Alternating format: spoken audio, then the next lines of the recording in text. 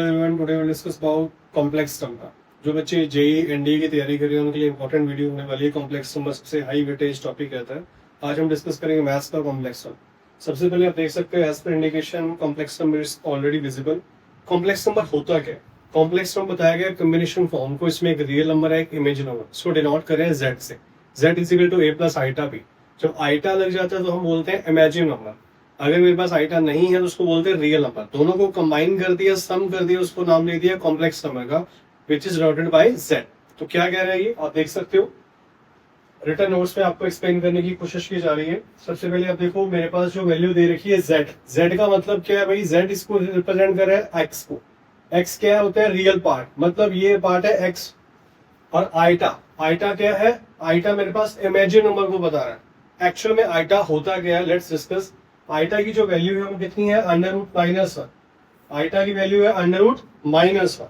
Iota का square क्या होता है भाई? आइटा का स्क्वायर होगा माइनस वन।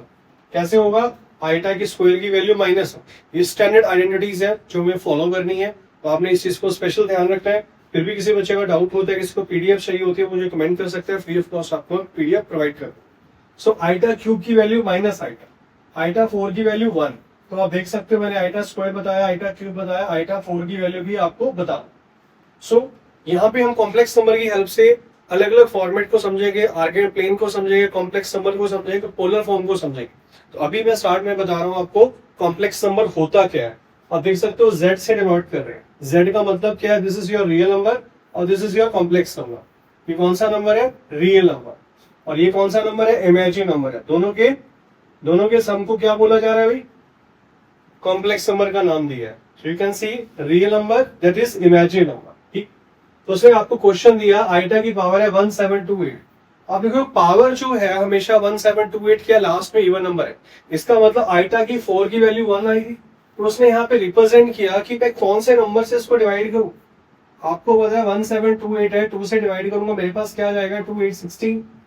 कितना आएगा नीचे? 12। 2 6 12। दोबारा फिर 8 आ गया, फिर मेरे पास इस पे जाएगा 2 4 सा, है ना। तो मैंने देखा मेरे पास वैल्यू आ गई 0। अब देखो 864। इसका मतलब है मैं स्क्वायर करूंगा मेरे पास वैल्यू माइनस वन आएगी, मैं 4 से करूंगा तो वैल्यू 1 आएगी। तो आप देखो इसको आप 2 से 2 बार चेक कर, 3 बार चेक कर सकते हो, आप एलसीएम लेके कर सकते हो या डायरेक्टली 4 से कर दो। तो यहाँ इन्होंने कर रखा है 4 की इंटू 432। तो इसका मतलब आइटा 4 को मैं अगर 432 टाइम्स भी मल्टीप्लाई करूंगा आई विल गेट 1।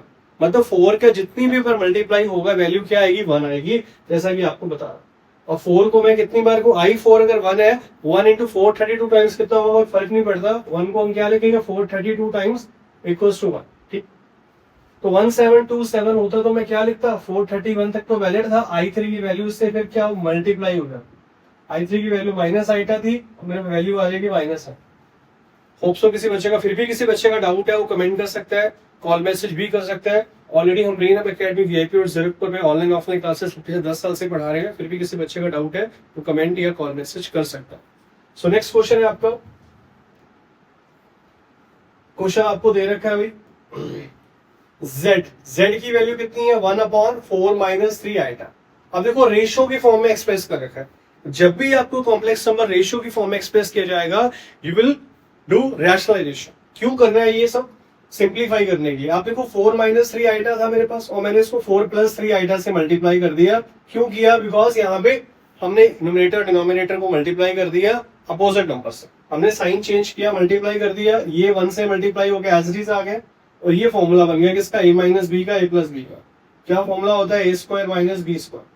तो आपने देखा 4 का स्क्वायर 16, 3 का स्क्वायर 9, आइटा का स्क्वायर क्या होगा? आइटा का square you already know, iota के स्क्वायर की वैल्यू -1 है। तो मैंने 16 प्लस 9 कितना का 25 है। अब दोनों को मैं लिख रहा हूँ अलग अलग फॉर्मेट में, बिकॉज एक रियल नंबर है, एक इमेजिन नंबर है। This is real number, this is imagine number. आपको क्या पूछा था? रियल नंबर बताओ, रियल नंबर आ गया आपके पास। इमेजिन नंबर बताओ, इमेजिन नंबर आ गया। यू कैन सी ऑल्सो, यहाँ आपको करके भी दिखा रखा है रियल नंबर और इमेजिन नंबर। होप सो किसी बच्चे को डाउट ना हो, सबको समझ आ रहा है। फिर भी किसी बच्चे को डाउट होता है you can call message. So next आपको सबसे इंपॉर्टेंट पॉइंट जो ध्यान, पॉइंट्स टू रिमेंबर। तो आप देख सकते हो पॉइंट्स टू रिमेंबर की बात हो रही है। तो किस चीज की बात हो रही है? A B belongs to R. अगर आपका ए बी जो है वेरिएबल्स जो है अगर वो आर से बिलोंग करते हैं, जेड मेरे पास है, ए प्लस आइटा भी कॉम्प्लेक्स नंबर है। उसने कहा z अगर a प्लस आइटा b है, कॉम्प्लेक्स नंबर है, तो इट इज नॉट नेसेसरी, ये कोई जरूरी नहीं है A B belongs to R की कंडीशन में सेटिस्फाई है। क्यों? आप देखो z को जब मैं ऐड कर रहा हूँ यहाँ पे मेरे पास 2 में 2 ऐड हो रहा है, इसमें ये ऐड हो रहा है, नहीं, क्योंकि यहाँ पे 2 + 2 क्या होगा 4, 3 आइटा प्लस 4 आइटा 7 आइटा। तो उसने कहा A B are not real. अगर ए बी रियल, क्योंकि यहाँ पे हम कॉन्स्टेंट नंबर का यूज कर रहे हैं, ए बी वेरिएबल्स नहीं ले रहे हैं, हम नंबर्स की बात कर रहे हैं। सो आप देख सकते हो यहाँ पे और भी इसने एग्जाम्पल दिए हैं। Imaginary part of complex number is 0, z is known as purely real. क्यों हुआ रियल? 2 + 2 है, 4 हो गया, तो कॉम्प्लेक्स नंबर 0, क्योंकि यहाँ पे सिर्फ किसकी बात हो रही है? रियल नंबर की बात। नेक्स्ट आप देख सकते हो real part of complex number is 0। अगर रियल पार्ट कॉम्प्लेक्स नंबर 0 है तो z क्या होगा? प्योरली इमेजिनरी नंबर होगा, अगर रियल नंबर पार्ट का आपका 0 है। कैसे? जैसे 4 था, यहाँ पे 4 आइटा हो जाए। और देखो अगर b 0 के इक्वल नहीं है, b मेरे पास क्या था? इमेजिनरी नंबर का पार्ट था, तो उसने बताया z इमेजिनरी नंबर है, complex number which is imaginary number. उसने कहा कॉम्प्लेक्स नंबर जो b है, b नॉट इक्वल टू 0 है, तो यहाँ नॉन कंपेरेबल है, मतलब उसको कंपेयर नहीं किया जाएगा। ठीक है, तो उसने क्या बताया? Argand plane. आप आर्गन प्लेन बता रहे हैं complex number is a point where Argand plane nothing but coordinate X. कहता कॉम्प्लेक्स नंबर की बात कर रहे हैं जिसके अंदर हमारे पास आर्गन प्लेन कुछ नहीं है, but coordinate axis important part है। एक्स हमारे पास क्या है? रियल एक्सिस है, वाई हमारे पास क्या है? इमेजिनरी एक्सिस है। जो बीच में बन रहा है मॉडुलस है, जेड की बात हो रही है। जेड क्या बता रहे हैं? मॉडुलस, मतलब दोनों के मैग्नीट्यूड को रिप्रेजेंट कर रहा है। जेड का मतलब है √x² + y², एक्स वाई की बात हो रही है। कैसे? अब देखो मॉडुलस ऑफ जेड, यहाँ मैंने रियल प्लस इमेजिनरी नंबर के दोनों के एडिशन को जस्टिफाई कर दिया एज आर्गन ऑफ प्लेन, मतलब रियल और इमेजिनरी एक्सिस के बीच में जो नंबर बन रहा है वो किस चीज को रिप्रेजेंट कर रहा है? वो बता रहा है मॉडुलस। ठीक है, कंजुगेट ऑफ मॉडुलर की बात कर। आर्गुमेंट ऑफ जेड की बात की जाए तो angle made by line segment is positive direction. अब यहाँ बताया जा रहा है जो एंगल बनेगा उसके बीच में, मतलब जो एक्स और वाई के बीच में एंगल बनेगा वो क्या है? पॉजिटिव है। वो पॉजिटिव है तो कहीं भी जा सकता है, यहाँ जाएगा तो 2π, और यहाँ आएगा तो 2π + थीटा, 2π + थीटा, फिर दोबारा जाएगा तो यहाँ 4π, 4π से ऊपर जाएगा तो 4π + थीटा। ये किस चीज की बात हो रही है? आर्गुमेंट ऑफ जेड की बात हो रही है। लाइन एगमेंट जो है पॉजिटिव डायरेक्शन की बात कर रहे हैं एक्स एक्सिस पे, ये एंटी क्लॉकवाइज डायरेक्शन में जा रहे हैं, और अंग्रेज जाएगा तो क्लॉकवाइज डायरेक्शन की बात होगी। ये आर्गुमेंट ऑफ जेड की बात हो रही है। Hope so is it clear to you? फिर भी किसी बच्चे का डाउट है वो कमेंट कर सकता है। अब देखो tan की बात हो रही है, यहाँ पे tan क्या बता रहा है? दोनों एक्सिस के बीच में, मतलब हमारे पास y था, x था, और ये एंगल था। जब भी हम इसको फाइंड करेंगे tan थीटा क्या होता है भाई? y/x। क्यों होता है ऐसा? आपको पता है, पंडित बद्री प्रसाद हर हर बोली पढ़ रखा है, साइन कॉस tan। ठीक, साइन का उल्टा कॉस है, कॉस का सीक है, tan का कोटेंजेंट। तो परपेंडिकुलर बेस, ये परपेंडिकुलर है, बेस थीटा आपने निकाल लिया। दिस इज इमेजिनरी एक्सिस और दिस इज रियल एक्सिस। ये आपका इमेजिनरी एक्सिस है, रियल एक्सिस है, दोनों को डिवाइड कर दे। अब देखो 3 पार्ट्स में डिवाइड हो रहा है। ये कौन कौन से पार्ट्स है आपके पास? This is a general argument, principle argument and positive argument. General argument की बात करें, अभी मैंने आपको बताया जनरल आर्गुमेंट में किस चीज की बात हो रही है भाई?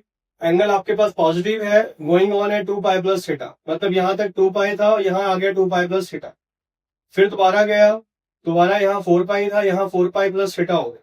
ये तो है जनरल आर्गुमेंट। ठीक, जिसमें हम देख रहे हैं मेरे पास वैल्यू जो है बढ़ रही है, मतलब 2n मेरे पास चल रहा है। अब यहाँ प्रिंसिपल आर्गुमेंट, ये क्या था? 0 to 90। 90 को मैं लिखूंगा रेडियन फॉर्म में 90/2, और ये 180। फर्स्ट क्वाड्रेंट का मतलब अगर इसके बीच इन बिटवीन रहता है, इससे नीचे रहता है, तो मैं लिखूंगा π - थीटा। अगर पॉजिटिव करेंगे तो π + थीटा। ठीक है, अगर पाई नीचे पीछे जाएगा तो माइनस है, आगे आएगा तो प्लस है। अब यहाँ पे मैं देख रहा हूँ पाई प्लस है, यहाँ माइनस। ठीक है, और सेम चीज यहाँ आएगी, ये 270 है, या 3π/2 भी कह सकते हैं इसको। ये क्या है? 270 है। ठीक है जी, तो आप देखोगे यहाँ पे भी सेम चीज है, और ये 2π है, मतलब 360 है हमारा। ठीक है, 2π। तो आपने देखा ये एक्सिस प्रिंसिपल आर्गुमेंट को बता रहा है जो एक्चुअल में पाई और पाई के बीच में वेरी करता है, ये ऐसे काम करता है। ठीक है, कौन से कोऑर्डिनेट पे, कौन से क्वाड्रेंट में कौन सा पॉजिटिव है, इसका फॉर्मूला आपको ऑलरेडी पता होगा शायद, मैं एज्यूम करके चल रहा हूँ आपने 10th में पता है। आपको पता है आफ्टर स्कूल टू कॉलेज लिखते हैं हम, फर्स्ट क्वाड्रेंट में ऑल एंगल पॉजिटिव है, सेकेंड क्वाड्रेंट में आपके साइन और कॉसेक पॉजिटिव होते हैं, और थर्ड क्वाड्रेंट में टैन कॉट पॉजिटिव होते हैं, फोर्थ में कॉस एंड सीकेंड एंगल पॉजिटिव होते हैं, बाकी सारे नेगेटिव। तो ये मेरे पास रहता है फॉर्मूला ट्रिग्नोमेट्रिक का।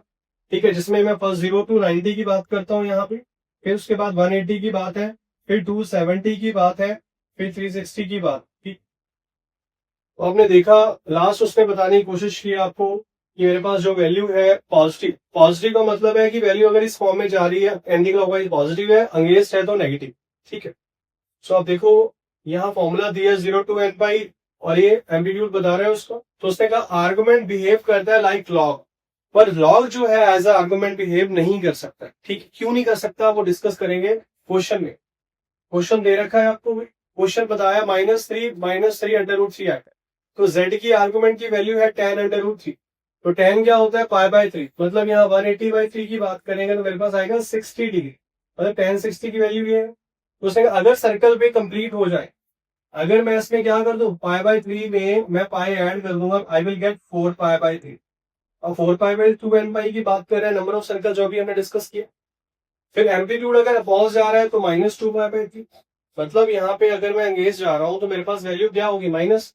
कैसे, आपने देखा पाई को प्लस किया तो माइनस कर दूंगा, माइनस करेंगे तो मेरे पास क्या वैल्यू आएगी, वैल्यू आएगी -2π/। आप देख सकते हो वैल्यू है -2π। अब positive argument he most of time हम कंसिडर करते हैं बिकॉज एंटी क्लॉकवाइज डायरेक्शन को कंसिडर किया जाता है। तो यहाँ देखो फाइंड द आर्गुमेंट z।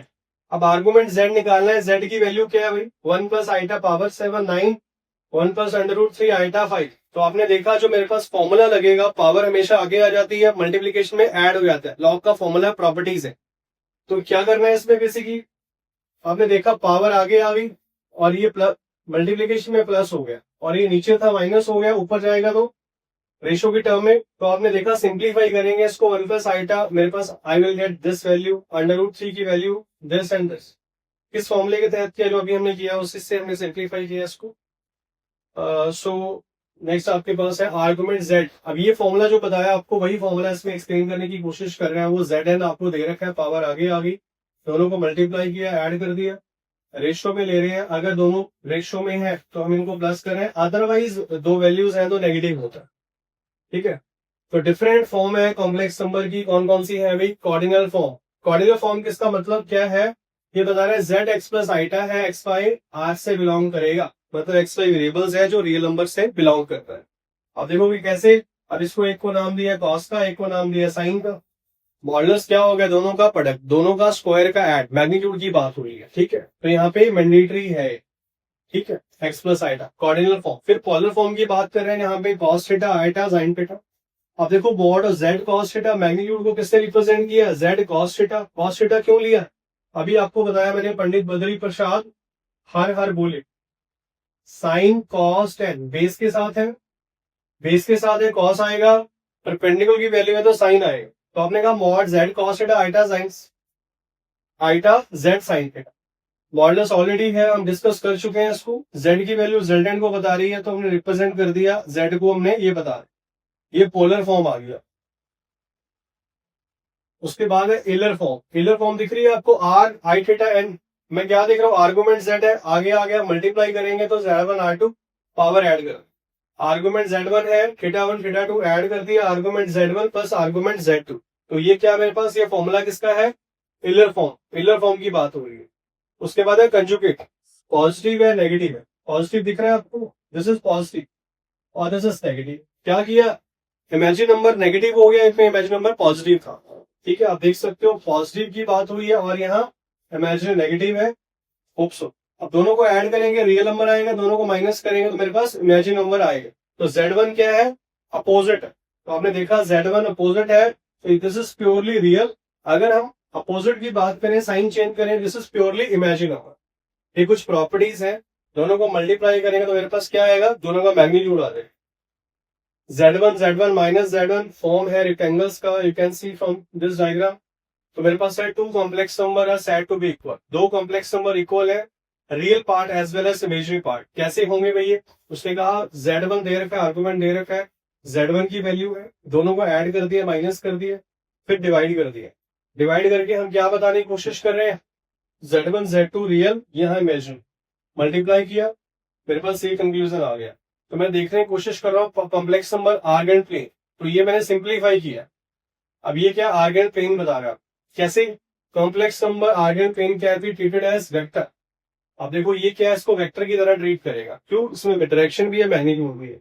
अपने कहा ओपी मेरे पास क्या है, जेड। जेड क्या होता है? मैग्नीट्यूड। अगर वो मूव कर रहा है तो डिस्टेंस क्या होगा? Z2 minus Z1। उसने भी बताया हमें वेक्टर की तरह ट्रीट कर रहे हैं, तो पी क्यू मेरे पास क्या होगा? Z1 माइनस Z2, मतलब मैग्नीट्यूड का डिफरेंस की बात होगी यहाँ पे। तो Z1 लेंथ को बता रहा है, लाइन सेगमेंट। आपने देखा Z2 माइनस Z1 का मतलब X1 minus X2, Y1 minus Y2 distance formula हम यूज कर रहे हैं, ठीक है। उसके बाद है लोकस बताओ। सो उसके बाद मैं आपको नेक्स्ट क्लास में बताऊंगा। होप सो यहाँ तक बच्चों क्लियर हुआ। किसी बच्चे का डाउट है वो कमेंट कर सकते हैं। अगर आपको लगता है ये वीडियो किसी के लिए हेल्पफुल हो सकती है, उनको लाइक शेयर सब्सक्राइब फॉलो जरूर करें, ताकि उन तक पहुंचे जो बच्चे फोन नहीं कर सकते, घर पे बैठ के पढ़ रहे हैं, उनके लिए ये मैं इतनी सारी मेहनत कर रहे हैं ताकि उन बच्चों तक की एजुकेशन प्रोवाइड की जाए जो बच्चे रेलेवेंट कोचिंग नहीं ले सकते हैं, घर पे बैठ के पढ़ना चाह रहे हैं। तो वो जो बच्चे अफोर्ड नहीं कर पाएंगे, तो मेरी कोशिश है कि उन तक हम फ्री ऑफ कॉस्ट आपको कंटेंट प्रोवाइड करें, ताकि हर बच्चा घर पे बैठ के जो ऑफलाइन कोचिंग्स है वो सारा बेनिफिट ले सके। ठीक है, आपकी जिम्मेदारी बनती है लाइक शेयर और फॉलो करना, कमेंट करना। हिंदी में इसलिए बता रहा हूं ताकि ज्यादातर व्यूज तक, ज्यादा ऑडियंस तक हम जा सकें। अगर आपकी डाउट है सर हिंदी इंग्लिश पंजाबी का कोई कंसर्न है, वो मुझे बता सकते हैं, हम उसमें बनाएंगे। होप सो आपको समझ आया। Thanks for watching. Thank you.